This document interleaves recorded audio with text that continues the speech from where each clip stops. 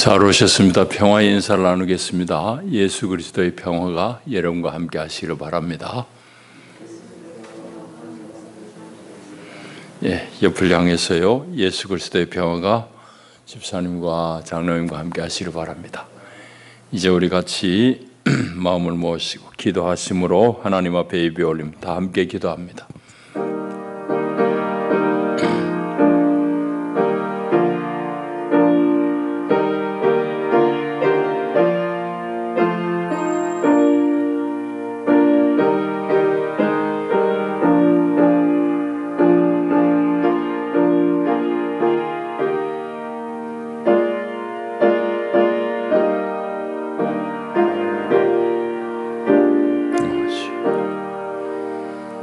온 땅이여 하나님께 즐거운 소리를 낼지어다. 그의 이름의 영광을 찬양하고 영화롭게 찬송할지어다.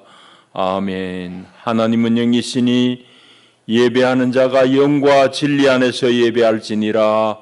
아멘.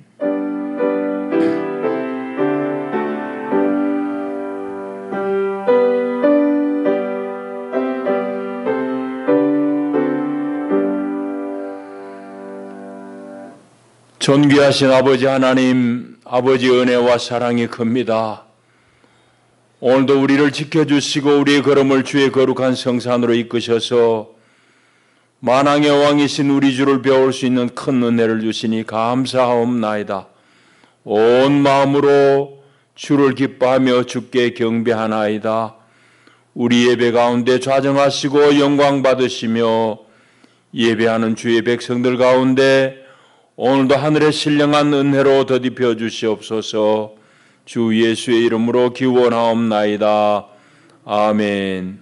우리 다 일어나셔서 28장 찬송 올립니다.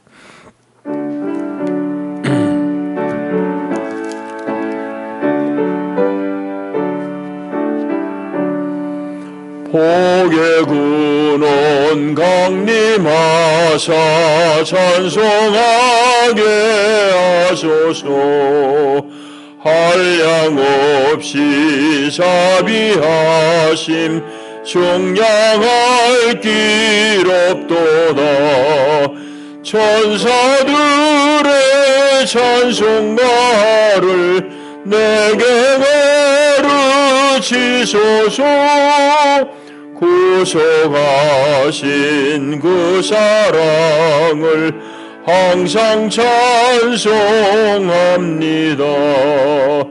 주의 크신 도움받아 이때까지 왔으니 이와 같이 전국에도 이루기를 바라네. 하나님의 품을 떠나 죄에 빠진 우리를 예수 구원하시려고 보혈을 여주셨네. 주의 귀한 은혜 받고 일생 빚진 자 되네. 주의 은혜 사슬 되사 나를 주께 매소서. 연약하여 범죄하기 쉬우니 하나님이 받으시고 천국인을 치소서. 아멘. 우리 함께 신앙 고백합니다. 나는 전능하신 아버지 하나님 천지의 창조주를 믿습니다. 나는 그의 유일하신 아들 우리 주 예수 그리스도를 믿습니다. 그는 성령으로 잉태되어 동정녀 마리아에게서 나시고 본디오 빌라도에게 고난을 받아 십자가에 못 박혀 죽으시고 장사된 지 사흘 만에 죽은 자 가운데서 다시 살아나셨으며 하늘에 오르시어 전능하신 아버지 하나님 우편에 앉아 계시다가 거기로부터 살아있는 자와 죽은 자를 심판하러 오십니다. 나는 성령을 믿으며 거룩한 공교회와 성도의 교제와 죄를 용서받는 것과 몸의 부활과 영생을 믿습니다. 아멘.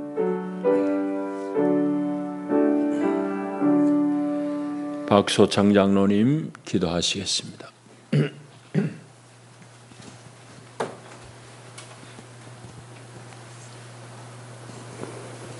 감사하신 하나님 아버지, 오곡백과가 탐스럽게 익어가는 9월 셋째 주, 조상대대로 지켜져 온 큰 명절인 추석명절 주간을 맞이하면서 올해도 풍년 농사를 주시고 풍성한 가을을 허락하신 하나님께 감사를 드립니다. 세상은 온통 코로나로 인하여 생활 질서가 통제되고 백성들이 아우성을 하는 가운데서도 창조주 하나님의 창조 질서는 한치의 오차도 없이 여름이 가고 가을이 오고 이렇게 풍성한 추석 명절을 맞이하였습니다. 이스라엘 백성들이 7대 명절을 지키며 하나님께 감사를 드렸듯이 우리들도 고요한 한가위 명절을 하나님께 감사하며 지키게 하심을 감사드립니다. 그러나 아쉽게도 이렇게 좋은 계절, 좋은 명절에 온 가족, 친지들이 자유롭게 왕래하지도 못하는 형편처지이니 하루속히 코로나 전염병이 소멸되게 하여 주시옵소서. 하루속히 마스크 벗어 던지고 자유롭게 왕래하고 만날 수 있는 그런 날이 속히 오게 하시옵소서. 하나님 아버지, 이 좋은 명절에 병상에서 투병 중인 믿음의 형제들 있습니다. 병상에서 기도하며 투병하고 있는 믿음의 형제들, 주님 성호를 부르며 간절히 기도할 때 응답 주시고 세험을 주셔서 하루빨리 건강을 회복하여 함께 예배 드릴 수 있게 하여 주시옵소서. 안타까운 소식은 오랫동안 투병 생활을 해오던 유성현 권사님이 소천하셨다는 소식을 접하였습니다. 불편한 몸으로 힘겹게 교회에 출입하던 모습이 떠오릅니다. 이제 하나님의 부름을 받아 소천하셨사오니 이 땅에서 힘들었던 모든 무거운 짐은 주님의 십자가 아래 다 내려놓고 편히 쉼을 얻기를 기원하오며 훗날 천국에서 다시 만날 날을 기약하며 작별을 고합니다. 하나님 아버지, 세상이 갈수록 혼란스럽습니다. 국정을 맡은 권세 잡은 자들이 하늘의 하나님을 두려워하고 만 백성을 편애하지 아니하고 똑같이 사랑하는 선한 마음을 주시옵소서. 옛말에 건물 10년이라 했습니다. 위에 올라간 사람은 반드시 내려와야 한다는 것을 깨닫고 만 백성을 똑같이 사랑하는 의진 마음을 주시옵소서. 지난 주간에는 우리나라에 기독교 복음이 들어오고 130년 교회사에 커다란 족적을 남긴 여의도 순복음교회 조영기 목사님이 하나님의 부르심을 받고 소천하였다는 소식이 또 전해졌습니다.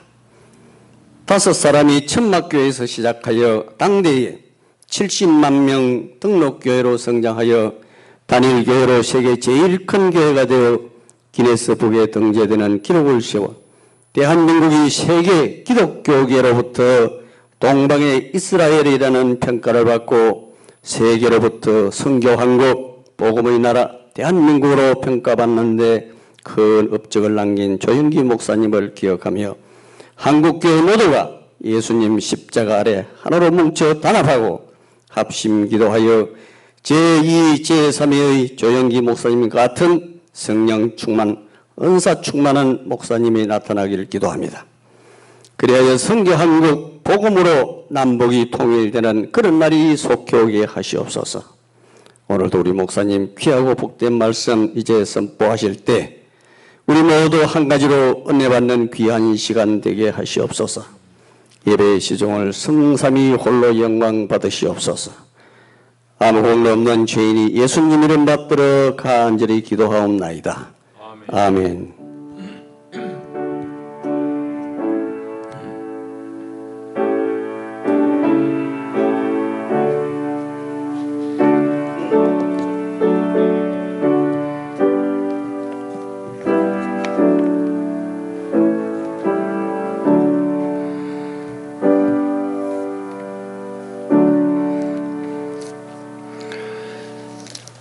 이 아침 주시는 하나님의 생명 양식은 신약 성경 마태복음 13장의 말씀입니다.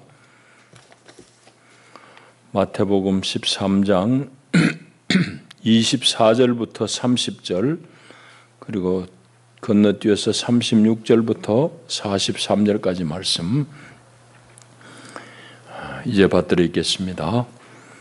예수께서 그들 앞에 또 비유를 들어 이르시되 천국은 좋은 씨를 제 밭에 뿌린 사람과 같으니 사람들이 잘 때에 그 원수가 와서 곡식 가운데 가라지를 덧뿌리고 갔더니 싹이 나고 결실할 때에 가라지도 보이거늘 집주인의 종들이 와서 말하되 주여 밭에 좋은 씨를 뿌리지 아니하였나이까? 그런데 가라지가 어디서 생겼나이까?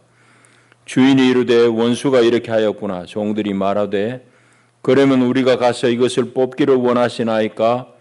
주인이 이르되 가만두라. 가라지를 뽑다가 곡식까지 뽑을까 염려하노라. 둘 다 추수 때까지 함께 자라게 두라. 추수 때에 내가 추수꾼에게 말하기를 가라지는 먼저 거두어 불사르게 단으로 묶고 곡식은 모아 내 곡간에 넣으리라 하리라. 36절에 갑니다. 이에 예수께서 무리를 떠나사 집에 들어가시니 제자들이 나와 이르되 밭의 가라지의 비유를 우리에게 설명하여 주소서.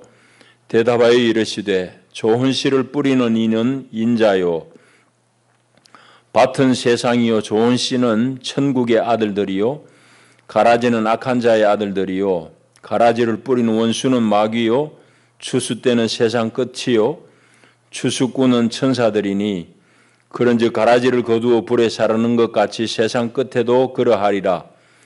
인자가 그 천사들을 보내리니 그들이 그 나라에서 모든 넘어지게 하는 것과 또 불법을 행하는 자들을 거두어내어 풀무불에 던져 넣으리니 거기서 울며 이를 갈게 되리라. 그때의 의인들은 자기 아버지 나라에서 해와 같이 빛나리라. 귀 있는 자는 들으라. 아멘. 기도하십니다. 하나님 아버지 고맙습니다. 오늘도 우리에게 하늘의 양식을 주시려고 우리를 주의 복된 자리로 이끄시니 감사합니다. 우리 온 눈을 주께로 집중합니다. 하나님 친히 하늘 양식으로 우리를 배불리 먹이시며 넉넉히 우리 이 세상을 주의 능력으로 살아낼 수 있도록 축복하여 주시옵소서. 예수님 이름으로 기도하옵나이다. 아멘. 이제 추석 연휴가 시작이 되었습니다. 코로나 때문에 우리가 좀 마음에 부담도 있고 제한도 있지만은 많은 사람들이 이제 고향을 방문하고 또 친지들을 만날 것입니다. 그리스도인들로서 성숙하고 유익한 그런 명절이 되기를 바랍니다. 이제 이런 명절이나 이런 일들을 통해서 우리가 오랜만에 좀 보는 그런 사람들을 이제 만날 때마다 한편으로는 반갑기도 하고 또 때로는 이제 뭐 동창을 만난다든지 이렇게 오랜만에 만나는 사람들을 볼 때에 조금 혼란스러워지는 경우도 간혹 우리가 경험합니다. 뭐 반갑다는 것은 오랜만에 만나니까 반가운 건 당연한데 혼란스러운 거는 왜 그런가 하면은 저 친구가 저만한 인물이 안 되는데 어떻게 저렇게 뭐 이런 생각. 말하자면은 제대로 준비도 안 된 것 같은 사람인데 소위 말하는 세상의 관점에서는 잘 되는, 잘 사는 그런 경우들을 보면서 뭐 대충 엉터리 사는 놈이 잘 되네 하는 그런 이제 생각이 들 때 우리가 조금 혼돈스러운 감정을 느끼기도 합니다. 하나님은 왜 이렇게 이제 세상 가운데 그런 일을 허락하실까? 그런 생각까지도 우리가 이제 진보하는 거죠. 별 생각이 다 들게 되는데 오늘 본문의 말씀이 뭐 이런 우리의 궁금증에 대한 약간의 답이 될 수 있지 않겠나 싶은 생각이 듭니다. 오늘 본문의 내용을 짧게 말씀드리면은 마태복음 13장은 예수님께서 천국을 이제 비유로 설명하신 그런 장이에요. 13장에는 천국에 대해서 7 비유를 통해서 말씀하시는데 오늘 우리가 읽은 비유는 그 중에서 7 비유 중에서 두 번째 나오고, 우리 흔히 이제 제목을 붙인다면 밀과 가라지의 비유 뭐 이렇게 우리가 부릅니다. 가라지 비유 혹은 밀과 가라지 비유 이렇게 칭하는데, 첫 번째 씨 뿌리는 비유, 여기 비유, 두 번째 비유까지는 예수님께서 상세하게 설명을 덧붙이고 그 설명이 기록되어진 비유입니다. 그러니까 어렵지는 않아요. 그런데 오늘 여기 재미있는 것은 설명은 집에서 합니다. 이 비유의 말씀을 강론하신 건 어딘가 하면 해변가에서, 갈릴리 해변가에서 하셨고, 나중에 집에 오셔가지고 제자들에게 이제 이 비유를 설명해 드린 그런 내용이 오늘 본문 우리가 읽은 내용입니다. 오늘도 역시 이제 천국에 대한 것을 주님께서 가르치는 비유 중에 하나인데, 오늘 읽은 내용은 뭐 어려운 내용은 없습니다. 농부가 좋은 씨를 자기 밭에 뿌렸는데 나중에 수확기가 다 돼가지고 보니까 이제 열매들을 맺는데, 좋은 씨앗을 반드시 분명히 뿌렸는데 가라지가 많이 자라는 거예요. 가라지가 제법 보입니다. 그래서 종들이 이제 찾아와가 주인에게 하는 말이, 주인님, 저 가라지 확 다 뽑아버릴까요? 이제 그렇게 묻습니다. 그리고 우리가 뿌린 것은 좋은 씨앗만 뿌렸는데 왜 저렇게 가라지가 나왔죠? 뭐 이런 질문도 같이 곁들여서 이제 주인에게 청을 합니다. 뽑아낼까 하고 이제 청을 하는데, 주인의 대답은 원수가 그걸 심어놨구나. 우리가 잡는 사이에 원수가 나쁜 씨를 심었구나. 그러면서 뽑을까요 하는 종들의 제안에 가만두어라. 가라지 뽑다가 곡식까지 다 뽑힐까 두렵다. 그러니까 추수 때까지 두어라. 그리고 추수 때에 이제 가라지를 먼저 뽑아가지고 단에 묶어서 나중에 다 불태울 것이고, 곡식은 알곡은 곡간에 넣겠다라고 주인이 말합니다. 이게 예수님이 하신 비유의 내용이에요. 이 비유는 방금 말씀드린 대로 해변에서 수많은 이제 무리들 앞에서 예수님 비유의 말씀을 하신 것이고, 자세한 설명은 나중에 집에 와가지고 제자들에게 하셨다는 것이 오늘 이제 우리 읽은 내용입니다. 오늘 본문을 조금 더 우리가 깊이 관찰해 볼 대목들이 있는데요. 예수님이 하신 말씀과 예수님이 하신 비유는 수도 없이 많을 것입니다. 요한복음에 보면은 이외에도 예수님에 대한 기록을 하자면은 하늘이 모자랄 것 같다. 그런 정도로 예수님의 일에 대해서 쓸 내용이 아주 많지만은 이것만을 추려서 쓴 이유가 이것이다라고 이제 말씀하고 있잖아요. 모든 복음서가 다 마찬가지입니다. 이제 이런 예수님의 여러 비유들, 사역들 중에서 이 비유를 기록으로 남긴 이유가 있다고요. 그래서 오늘 우리가 이 말씀을 살필 때에 이 비유가 성경에 기록되어진 배경을 우리가 먼저 물어봐야 됩니다. 그건 이제 오늘 이 비유가 담고 있는 함의를 우리가 잘 이제 생각해 보면 알 수 있는데, 예수님의 가르침을 거역하는 사람들이 이 복음서가 쓰일 때도 많았다는 사실을 반증합니다. 예수님 당시의 사정은 우리가 잘 압니다. 복음서를 통해서 예수님의 가르침에 대해서 많은 민초들은 열광을 합니다. 야, 이런 가르침을 우리가 이전에 듣지 못했다. 저가 누구길래 이런 훌륭한 가르침을 하는고 하면서 백성들이 막 환호합니다. 그래서 예수님 가시는 곳마다 많은 사람들이 이제 따라다니는데, 반면에 이 예수님의 가르침에 시비하고 태클을 걸고 사사건건 하여튼 흠집을 잡아가지고 예수님을 이제 힘들게 하는 그런 사람들도 역시 있었습니다. 근데 그건 예수님 당시만 그런 게 아니고 교회 역사 2000년 역사 속에 계속 이어졌습니다. 방금 얘기한 대로 복음서는 예수님 돌아가신 한참 뒤에 쓰여졌어요. 주 한 80년대부터 복음서가 쓰여졌다고 보는데, 그때에도 이미 교회 가운데는 예수님의 가르침을 혹은 사도의 가르침을 거역하는 사람들이 끊이지 않았단 말이에요. 그게 이제 이런 본문이 성경 안에 자리 잡게 된 배경입니다. 아셨죠? 자, 그런 배경이 있고, 그러면은 여기 이제 먼저 우리가 살펴봐야 될 것은, 가라지라는 것은 구체적으로 누구를 지칭하느냐는 얘기입니다. 가라지. 그거는 여기 예수님이 설명에 분명히 나와 있습니다. 38절에 보면은 가라지는 악한 자의 아들들이라고 했습니다. 악한 자의 아들들. 그 악한 자의 아들들은 누군가 하면 방금 얘기했듯이 교회를 회방하고 예수님 당시에는 주님의 가르침을 거역하고 계속해서 트집을 잡는 그런 사람들을 말합니다. 아주 적극적으로 예수님의 사역에 대해서 회방하는 무리들, 뭐 이렇게 우리가 이해할 수 있습니다. 그런데 이 가라지를 뿌린 사람은 누구냐? 가라지를 뿌린 자는 누구냐? 그것도 성경에 분명히 나옵니다. 마귀입니다. 마귀. 그래서 39절에 가라지를 뿌리는 원수는 마귀다. 그렇게 이제 말씀하고 있습니다. 그런데 이 가라지가 세상 끝날까지 이렇게 쭉 자라다가 마지막 추수 때에야 정돈이 돼요. 그 얘기는 가라지의 활동 혹은 마귀의 활동은 이 세상 끝까지 이어진다는 것을 암시하는 그런 말씀이 되겠습니다. 한 가지 좀 재미있는 장면 더 살펴봐야 될 것은 가라지가 처음에는 몰랐지. 다 파랗게 이제 클 때는 몰랐는데 열매를 맺고 익어갈 때 보니까 가라지는 뭐 말하자면 시커멓게 색깔이 이제 달라지는 거죠. 그걸 보고 종이 와가지고 주인에게 보고를 하잖아요. 아유, 큰일 났습니다, 주인님. 좋은 씨를 뿌려놨는데 어떻게 지금 이만큼 수확이 다 돼서 보니까 가라지가 제법 많습니다. 그래 보고를 해요.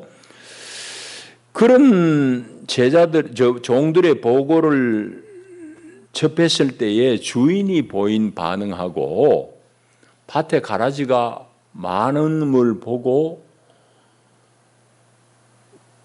보인 이 종들의 태도하고 우리 한번 비교해 봐야 돼요. 이제 28절에 보시면은 그 가라지를 보고 와가지고 이만한 일이 생겼는데 가라지가 도대체 어디서 왔는지 모르겠습니다 하고 이제 이 종들이 주인에게 보고할 때에 주인이 하는 말이 원수가 이렇게 하였구나. 원수란 것은 저기 있는 대로 39절에 마귀입니다. 마귀가 이렇게 하였구나. 그렇게 말합니다. 주인은 이제 덤덤하게 원수고 마귀가 이렇게 하겠구나. 종들이 말합니다. 우리가 가서 이것을 뽑기를 원하십니까? 뽑으라고 얘기하면 우리가 뽑겠습니다. 이 말입니다. 그러니까 주인과 종이 보인 태도를 보면은 주인은 가라지를 보고도 덤덤합니다. 마음의 편견은 잃지 않아요. 반면에 종들은 흥분하고 신경질적인 반응을 보입니다. 확 가서 뽑아버리겠다는 뭐 그런 생각. 왜 이렇게 주인과 주인의 종들은 이 태도에 있어서 똑같은 현상을 보고 태도에 있어서 이렇게 극명하게 차이를 보일까? 말하자면 이 주인은 세상의 이치를 다 아는 사람입니다. 반면에 종들은 눈앞에 벌어진 그 현상에 대해서 분노하고 붕괴하는 거죠. 그런 차이입니다. 자, 그래서 이제 종들이 가라지를 자꾸 뽑겠다고 그럴 때에 주인이 추수 때까지 가만두어라라고 말합니다. 그렇게 말한 이유는 29절에 나옵니다. 가라지 뽑다가 뿌리끼리 엉켜 있으니까 곡식 뿌리까지 뽑힐까 염려스럽다. 가라지 속간에다가 곡식까지도 뽑힐까 두려워서 가만두라고 말씀한 겁니다. 그러면서 이제 이 둘 다 추수 때까지 자라게 두어서 추수 때에야 구분하겠다 이 말입니다. 그래서 알곡과 가라지가 구분되는 때는 추수의 때다 이 말입니다. 추수의 때는 예수님 설명하신 데 보면은 세상 끝날입니다. 세상 끝이에요. 그래서 그 세상 끝에 가서야 가라지와 알곡이 구분되어진다. 그런 말씀이 오늘 우리가 읽은 이 본문 내용입니다. 자, 이제 우리 얘기를 좀 나누십시다. 여기 보시는 대로 오늘 이 메시지 주님의 비유가 우리에게 오늘 걸어온 얘기는 분명합니다. 좋은 곡식과 함께 자라는 좋은 곡식과 함께 존재하고 있는 이 가라지를 보고 낙담할 것도 없고 분노할 필요도 없다는 그런 공갈을 우리 얻어야 됩니다. 여러분 24절에 보시면은 예수께서 그들 앞에 또 비유를 들어 이르시되 천국은 좋은 씨를 제 밭에 뿌린 사람과 같으니 하면서 천국에 대한 비유를 쭉 뒤에 이제 이어서 말씀합니다. 24절에 이 말씀을 내용적으로 읽으면 이렇게 읽을 수가 있고 그렇게 읽어야 됩니다. 24절의 말씀을 내용적으로 읽자면 이렇습니다. 천국의 사정은 마치 이런 비유 속의 사정과 같으니 하면서 예수님이 비유를 말씀하시는 거예요. 천국의 사정이 이렇다 이 말입니다. 그래서 이 비유를 잘 읽고 이해하고서는 오늘 우리가 이런 모순된 것 같은 상황 속에서도 불공평한 것 같은 상황 속에서도 너희들이 천국의 삶을 잃어버리지 않아야 된다는 말씀을 주님이 하고 계시는 겁니다. 그래서 우리는 이 땅 가운데 존재하는 바친 이 세상 가운데 존재하는 가라지를 보고 낙담할 필요가 없습니다. 분노할 일도 아닙니다. 그래서 때로 어떤 사람들이 보고는 오늘 이 종들의 태도와 같이 가라지를 향한 극단적인 분노를 유발하고 그 분노를 가지고 인위적으로 막 제거를 하려고 합니다. 그럴 때 부작용이 반드시 큽니다. 예수님이 하신 말씀, 이 부작용 우리 가까운 현대사에 많이 경험을 했어요. 우리나라 같이 이렇게 아주 현대사의 그 격변기를 겪은 나라가 많지는 않습니다. 우리가 이제 뭐 길게 이야기할 수는 없지만은 이제 냉전의 중심에 서가지고 우리가 냉전의 그 아픈 그런 모순 상황들을 다 경험했기 때문입니다.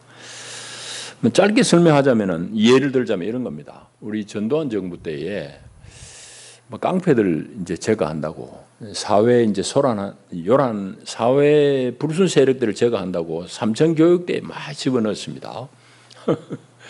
그래서 뭐 그냥 표면적으로 보는 사람들은 세상에 요란하게 하고 시끄럽게 하는 놈들 다 잡혀가서 좋다고 그랬지만은 사실은 삼천 교육대에 끌려간 사람들 중에서 수많은 사람들이 의외로 많은 사람들이 억울하게 거기 끌려가지고 죽기도 하고 고초를 당하게 됐습니다. 뭐 그건 우리가 이제 역사적으로 다 결론이 난 상황인데 이와 같이 인위적으로 그렇게 과도하게 가라지를 뽑아내려고 할 때 반드시 그런 부작용이 있습니다. 예수님은 그걸 억지로 뽑지 말라는 얘기죠. 뽑다가 곡식까지 뽑힐까 두렵다 이 말입니다. 자, 그래서 우리는 이 세상 가운데 존재하는 가라지를 보고 과도한 그런 분노 이런 건 옳지 않다는 것을 알아야 됩니다. 두 번째는 중요한 대목인데 이 밭에 씨를 뿌렸잖아요. 예수님이 뿌린 이 밭이 뭐냐? 예수님 설명 가운데 분명히 얘기합니다. 38절에 보면 밭은 세상이다 이 말이에요. 밭이 예수님이 좋은 씨를 뿌린 밭이 세상이에요. 교회 안에만 뿌린 게 아닙니다. 뿌려진 그 씨앗은 세상에서 자라게 돼 있어요. 아주 중요한 얘기입니다. 그래서 인자이신 예수, 주인이신 이 예수는 좋은 씨를 세상에 뿌리고 그 세상에 뿌려진 그 씨앗을 통해서 주님의 거룩한 뜻을 이 세상 가운데 펴나가시는 겁니다. 그래서 주님이 좋은 씨를 뿌린 것은 세상이에요, 세상. 우리는 자꾸 교회 안으로 한정시키려고 합니다. 절대 그렇지 않아요. 주님 예수님은 좋은 씨앗인 그분의 성도들, 그분의 제자들을 세상에 파종하시고 세상에 파종된 그 씨앗들이 자람을 통해서 다시 말하자면 그들의 삶과 행위를 통해서 세상 가운데 예수 그리스도가 들어와서 그분의 나라를 세워나가고 확장하는 거예요. 이게 이 비유가 가르치는 중요한 의미입니다. 그래서 혹간 우리 교인들 중에는 세상에 대해서 왜 교회가 뭐 세상의 얘기를 하느냐, 세상 관심 가지지 말아라고, 그거는 잘못된 신앙이에요. 되게 신령한 것 같지만 그거는 꽝이에요, 꽝. 아니에요. 우리가 뿌려진 곳은 세상이라는 밭이에요. 거기서 주인의 넉넉한 생명의 열매들을 맺게 돼. 그게 바로 좋은 씨앗인 우리를 향하신 하나님의 의도예요. 자꾸 말이 그렇게 표현해서 참 미안하지만은 우리 옛날에 아주 보수적인 그런 신앙을 가진 분들은 왜 자꾸 세상에 관심을 가지냐고 교회가 우리 어릴 때 뭐 귀에 못이 박히도록 들은 거지. 세상은 세상대로 돌아가도록 놔두고 우리 잘 믿어야지. 그거는 아니올시다. 절대 그런 게 아니에요. 우리 복음은 세상을 향한 복음이에요. 성도들이 세상에 심겨진 하나님의 거룩한 알곡이에요. 알곡으로 자라져야 된다. 이 일을 통해서 예수 그리스도의 거룩한 뜻이 하나님의 통치가 세상 가운데 편만하게 자라고 세워지는 겁니다. 이제 오늘 이 비유가 담고 있는 중요한 함의입니다. 뜻입니다. 자, 그러면은 마지막 한 가지 더 얘기를 합니다. 왜 그러면은 세상이라는 밭에 마귀가 뿌린 이 가라지를 그냥 두실까? 왜 가만히 두느냐 말이지. 저거 단칼에 싹 다 베버리고 다 뽑아버리면 너무 좋겠는데, 아까 얘기했지만 현상적으로는 그걸 뽑다가 알곡이 다칠까 싶어서이지만은 이건 알곡의 입장에서 이 질문을 할 때는 다른 답이 나옵니다. 알곡인 그분의 성도, 그분의 제자의 입장에서 그러면은 왜 밭에 세상 가운데 저런 가라지가 잘 자라느냐 말이지. 악한 놈들이 잘 되는 것 같느냐 말이지. 이런 질문을 우리가 하는데 거기에 대해서 주님은 이 비유를 통해서 뭐라고 말씀하시는가 하면은 밭인 세상 가운데는 가라지가 있다. 교회 안에도 물론 교회가 세상 안에 있으니까 이는 우리가 경험하듯이 우리가 몸담고 있는 이 세상에는 온전한 곳이 없습니다. 유토피아가 없어요. 그럼 왜 주님은 그걸 그대로 방치하시느냐는 얘기지. 여러분, 여기에 하나님의 거룩한 뜻이 있습니다. 그건 뭔가 하면은 오늘 알곡들로 하여금 그분의 성도들로 하여금 이 가라지를 경험하면서 하나님 나라를 더 사모하게 하시는 거예요.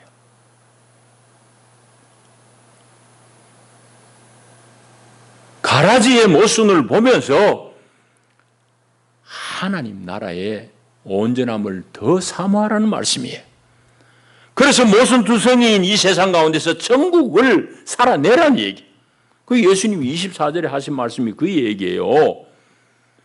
비유를 베푸시면서 천국은 이와 같다. 이런 사정과 같이 천국을 살아내야 될 너희들도 마찬가지다. 이 얘기를 하고 계시는 겁니다. 이제 말씀을 맺습니다. 우리 사는 세상은 우리가 원하는 대로 의인들만 사는 것 아닙니다. 오히려 우리가 때로는 의아해하듯이 악한 사람이, 모진 사람이 더 잘 되는 것 같은 그런 세상이기도 합니다. 여러분, 이거는 역사 가운데 한 번도 변함이 없는 일이었습니다. 이 가라지가 무엇인지를 말씀드렸습니다. 그리고 이 가라지에 대한 비유가 성경 속에 자리 잡게 된 배경도 말씀드렸어요. 이 역사 가운데 이런 일이 한 번도 변함없이 꼭 쭉 이어졌기 때문입니다. 예수님 당시에는 예수님의 가르침에 환호하는 민중들이 많았던 반면에 종교 귀족들은 끊임없이 예수님에 대해서 질투하고 시기하고 예수님 꼬타리 잡을 짓만 했습니다. 결국 그들의 이제 음모로 인해서 예수님 죽으셨지만은 그 다음에 제자들 시대에도 마찬가지입니다. 제자들 시대에도 사도들이 복음을 전하면은 그 가라지를 뿌리고 따라다니는 놈들이 있어요. 사도 바울의 편지에 보면 그렇잖아요. 거짓 선생들이 얼마나 많아요. 바울의 뒤를 쫓아다니면서 거짓 복음을 뿌리는 거예요. 뭐 심지어 예수님 당시도 마찬가지잖아요. 12 제자들이 뭐 다 좋았나요? 그중 가라지 하나 있는 거지. 자, 이거는 교회의 2000년 역사와 마찬가지입니다. 이와 같이 교회가 겪는 이 역사는 간단하고 단순치 않아요. 그러나 분명한 것은 이런 역경 속에서 가라지 투성이 속에서 교회는 오늘까지 자랐고 세상 가운데 이만큼 꽃피었습니다. 이게 교회의 역사입니다. 그래서 이 세상은 때로는 모순투성이인 듯이 보이지만은 이런 모순과 가라지와 함께 교회는 성숙해져 가는 것입니다. 함께 사는 지혜 우리가 알아야 되는데 그것은 가라지가 많은 곳에 하나님의 거룩한 뜻이 오히려 더 귀한 줄 알고 오늘 우리로 하여금 가라지와 더불어서 천국의 삶을 살도록 격려하는 것이 바로 오늘 이 본문의 예수님 말씀입니다. 기도하십시다. 하나님 아버지 감사합니다. 세상 가운데 우리가 이해하지 못할 여러 가지 모순된 상황을 보면서도 그 가운데 우리가 하나님의 사람으로 천국을 잘 살아내야 될 분명한 이유들을 오늘 우리가 다시 한번 확인합니다. 이 땅 가운데 주의 제자로 주의 성도로 올곧은 알곡의 삶을 잘 살아내어서 하나님의 거룩한 뜻이 열매 맺게 하옵시며 우리로 하여금 악한 사람들의 성공에 우리가 낙담하지 않게 하시고 좌절하지 않게 하시며 하나님의 거룩한 나라를 더욱더 사모하며 천국을 이 땅 가운데 이뤄내는 귀한 하나님의 사람들로 세워주시옵소서. 주 예수의 이름으로 기도하옵나이다. 아멘. 우리 486장 찬송하시면서 준비하신 예물 봉헌합니다.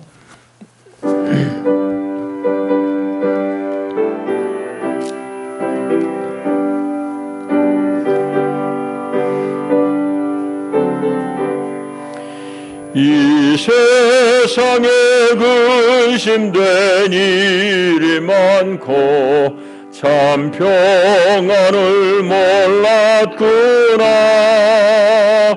내 주 예수 날로라 부르시니 곧 평안이 쉬리로다. 주 예수의 구원에 참 기쁘고 즐겁구나. 그 은혜를 영원히 누리겠네. 곧 평안이 쉬리로다. 이 세상에 곤고한 일이 많고 참 주인은 날 없었구나. 내 주 예수 날로라 부르시니 곧 평안이 쉬리로다. 주 예수의 구원의 은혜로다. 참 기쁘고 즐겁구나. 그 은혜를 영원히 누리겠네. 곧 평안이로다. 아멘. 기도하시겠습니다. 하나님 아버지, 오늘도 우리를 복주시며 하나님의 거룩한 전에서 주의 거룩한 말씀을 얻게 하시니 감사합니다. 참으로 세상 가운데 우리를 알곡으로 심어주시고 하나님의 거룩한 생명과 하나님의 공급하심으로 우리를 넉넉히 세상 가운데 이기며 살게 하신 하나님의 구원과 그 사랑에 감사합니다. 하나님의 사랑에 그 은총에 감사해서 우리가 온 몸과 마음을 드리는 마음으로 주 앞에 우리가 아끼는 귀한 물질을 구별하여 예물로 봉헌합니다. 우리를 다 받으시고 하나님 친히 주장하여 주시옵소서. 믿음의 복을 주시고 건강의 복을 입혀주시옵소서. 예수님 이름으로 축복하고 기도하옵나이다. 아멘. 교회 소식 주보를 우리 보십시다. 추석 명절 잘 쉬시기를 바라고 오늘 임직자 교육은 휴강하겠습니다. 추석 가정 예배 순서가 주보에 실려 있습니다. 1면하고 또 안에 3면에 순서가 있습니다. 가정 예배 드릴 때 참고하시기를 바라고 우리 박광수 성도께서 의류점을 개점했습니다. 축하합니다. 유승영 권사님이 어제 하나님의 부르심을 받으셨습니다. 장례는 좀 경우 없는 황당한 일이긴 하지만은 우리 교회가 별로 관여할 일이 없게 생겼습니다. 우리는 낮 예배 후에 가셔서 성별 예배를 드리도록 그렇게 하겠습니다. 아프가니스탄과 그곳의 교회를 위해서 또 아프가니스탄의 이 혼돈으로 말미암아 주변 나라들이 대단히 큰 변혁을 겪을 것입니다. 이런 일 가운데 하나님의 거룩한 뜻이 이루어질 수 있도록 기도해 주시기를 바랍니다. 이제 우리 일어나셔서 성도 인사를 나누겠습니다. 잘 오셨습니다. 반갑습니다. 환영합니다. 오늘 이기자 권사님 또 예배 오셨습니다. 예, 환영합니다.